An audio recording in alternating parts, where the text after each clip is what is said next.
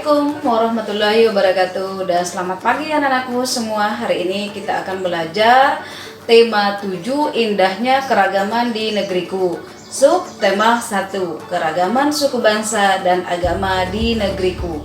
Pembelajaran 1. Adapun tujuan pembelajaran kita yaitu sebagai berikut.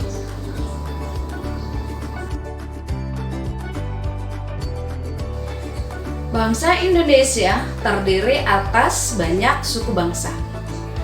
Suku bangsa apa sajakah itu? Untuk lebih jelasnya, silakan disimak bacaan suku bangsa di Indonesia berikut ini.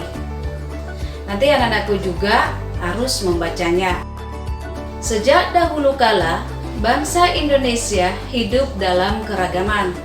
Bhinneka Tunggal Ika atau artinya berbeda-beda tetapi tetap satu pada lambang negara Garuda Pancasila bukanlah cuma slogan.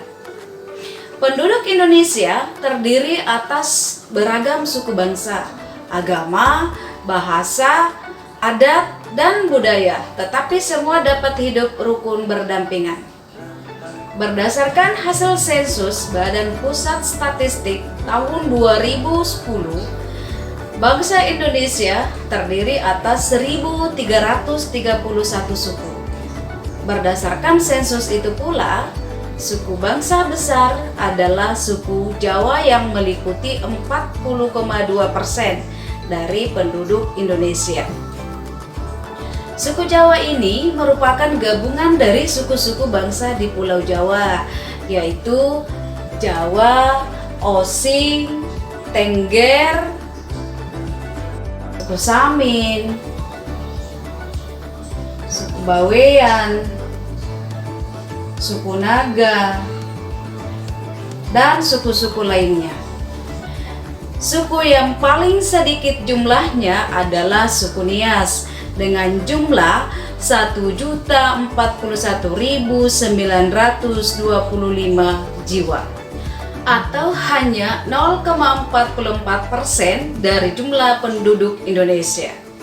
Namun, suku-suku Papua yang terdiri atas 466 suku, jumlahnya hanya 2.693.630 jiwa atau 1,14% yang terdiri dari jumlah penduduk Indonesia. Sedangkan etnis Tionghoa jumlahnya 2.832.510 jiwa atau 1,2% penduduk Indonesia. Itulah teks bacaan keragaman suku bangsa yang ada di Indonesia. Anak-anakku juga harus membacanya karena harus menentukan pokok pikiran berdasarkan teks tersebut. Namun sebelum anak-anakku menentukan pokok pikiran, Bu Guru ingin bertanya, bagaimana cara menentukan pokok pikiran? Nah, betul sekali. Caranya yang pertama, membaca seluruh kalimat dalam paragraf.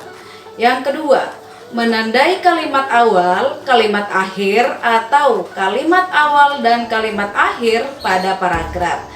Sedangkan yang ketiga, menandai pikiran pokok yang terdapat di awal atau di akhir pada paragraf. Selanjutnya, setelah anak-anakku mengetahui bahwa di Indonesia terdapat ribuan suku bangsa, setiap suku bangsa memiliki kebiasaan dan cara hidup yang berbeda. Salah satu contoh perbedaan cara hidup adalah transportasi. Pada zaman dahulu, alat transportasi menggunakan tenaga hewan seperti yang akan kamu amati di samping. Dari ketiga transportasi tradisional tersebut tentunya banyak memiliki persamaan. Salah satunya menggunakan binatang yang sama-sama menarik beban berupa bendi atau pedati. Halo anak-anak hebat, apa yang terjadi saat kuda dan kerbau menarik bendi dan pedati? Betul sekali. Bendi dan pedati akan bergerak karena adanya gaya tarik yang diberikan kerbau atau kuda. Kemudian kita akan belajar tentang gaya, namun sebelumnya lakukanlah aktivitas seperti yang dilakukan temanmu di samping.